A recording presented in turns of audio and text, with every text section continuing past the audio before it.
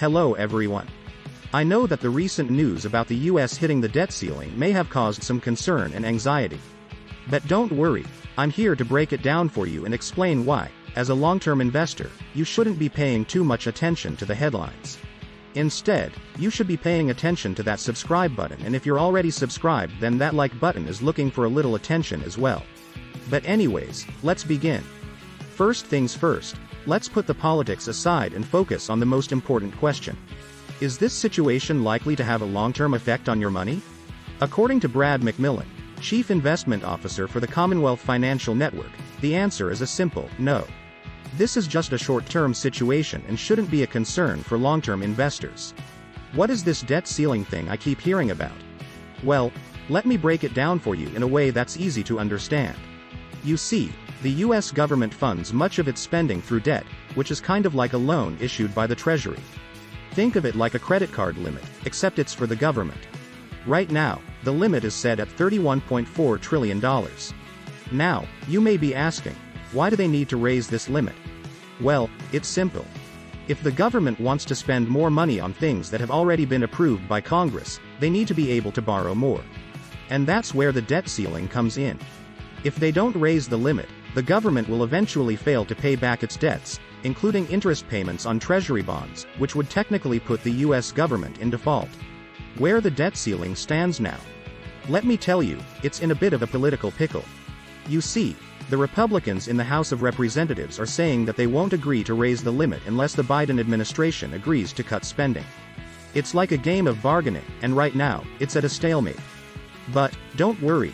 The Treasury Department led by Janet Yellen is finding ways to keep the bills paid while they figure out a solution. They are finding money where they can, such as suspending new investments in the Civil Service Retirement and Disability Fund and the Postal Service Retiree Health Benefits Fund. So, just think of it like a game of chess. Both sides are making their moves and trying to come up with a solution that works for everyone. And rest assured, the government will find a way to keep the lights on and the bills paid. What happens if the US approaches a default?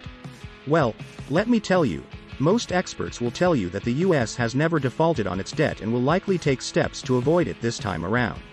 Think of it like this, the US has a pretty good reputation when it comes to paying back its debts, so US debt is considered a risk-free, safety asset in the world economy.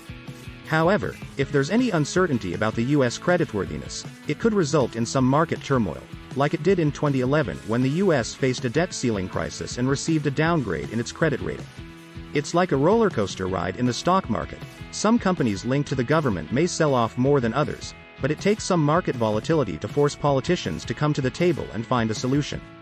But, rest assured, the US will do everything in its power to avoid defaulting on its debt.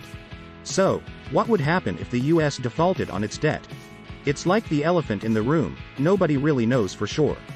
But here's the thing, the US is not like other countries when it comes to defaulting. The US has the power to print more money to pay off its debts. It would be a political decision rather than an economic one.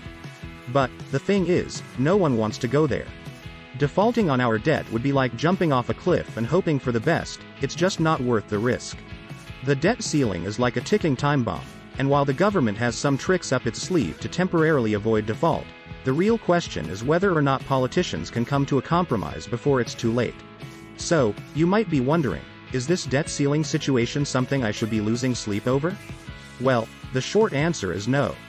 This is a common occurrence in the US government, and it's happened 45 times in the last 40 years. Yes, there have been moments of market turmoil in the past, but they've been short-lived. Experts agree that any damage to the US credit rating would likely be temporary and not long-lasting. And, if push comes to shove, the US can always print more money to pay off its debt. Now, I know this might not be the most exciting topic, but it's important to be informed about what's going on with the economy. So, if you want to stay in the know, be sure to subscribe to the Wealth Builders YouTube channel. Give this video a thumbs up. And check out one of my other videos. Trust me, you won't regret it.